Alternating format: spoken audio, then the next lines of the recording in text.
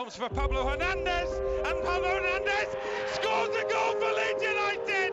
Oh! Welcome back to England lately. Welcome back to Leeds lately. In today's video, I'm going to be doing what I said in the last video and doing a little bit of an analysis of Kalvin Phillips' performance. Now, I know it was against San Marino, who are ranked, I think, the worst in the world, but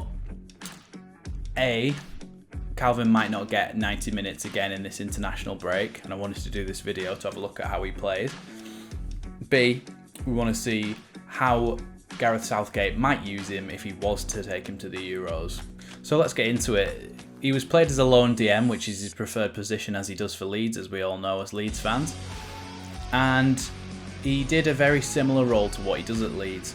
He sat in front of the back four, and when we were in possession, he came out with the ball and played it around. And when we were out of possession, he would sit in the back, make it a back three essentially, and slot between the two centre backs. In the 25th minute, he made his first pass into the box, which was actually an excellent clipped through ball for Dominic Calvert-Lewin, who couldn't really get on the end of it in terms of getting a good strike away, but he did get his head on it.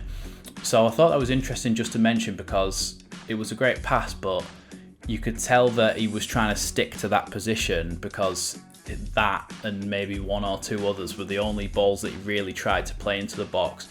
He was more of that pendulum character, sitting in that holding midfield spot, getting the ball, playing 5-10 yard passes, 1-2s, just trying to open up the lines and just play it into the attacking players essentially, because he was greatly disciplined today. Against a team like San Marino, you can be tempted to go forward and attack and try and get a goal for England, but I think the reason that Kalvin was very disciplined and why he stuck to his instructions that he'd had from Southgate was because if he wants to play in future games, he'll be playing against obviously better opposition.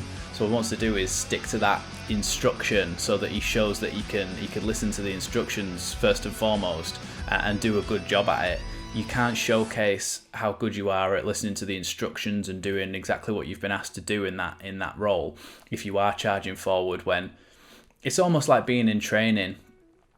And yes, you can go forward and you can attack and you can act like you're a striker, but when you're in a game, it's not the same really, is it? So you want to showcase to the manager that you can perform in the role that he actually wants you to perform in. I did actually see some people on Twitter have been criticising Kalvin Phillips for giving the ball away a few times. I think he gave the ball away 3 times in the entire game, and every single time he did that, it wasn't in a dangerous position. It wasn't a stupid mistake giving it to a San Marino attacker or anything like that. It was when he was trying to play those progressive passes between the lines and their player would step out and intercept it, which you don't mind really because he's trying stuff, and it's not like they could counter on us really because everybody was around him, and a lot of the time he won that ball back himself. He actually had over 91% pass accuracy and was the player who passed the ball the second most on the entire pitch. So those stats are a bit skewed. If he played 3 misplaced passes but actually made 20 more passes than some of the other players, then those stats can be skewed. But yeah, having a 91% or over 91% pass accuracy is nothing to be sniffed at. I mean, you can't complain about that, but then I think there is just a lot of anti-Leeds bias because everybody hates Leeds and we all know that.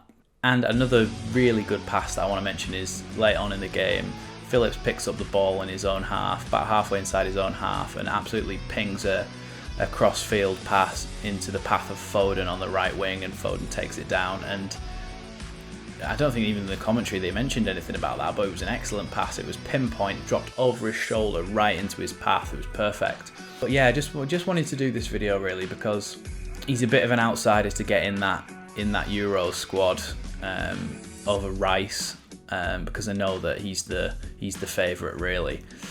But I think Phillips is definitely good enough to do that role, and we've seen it time and time again for Leeds. If he is played as a lone DM, I think he can definitely do that job.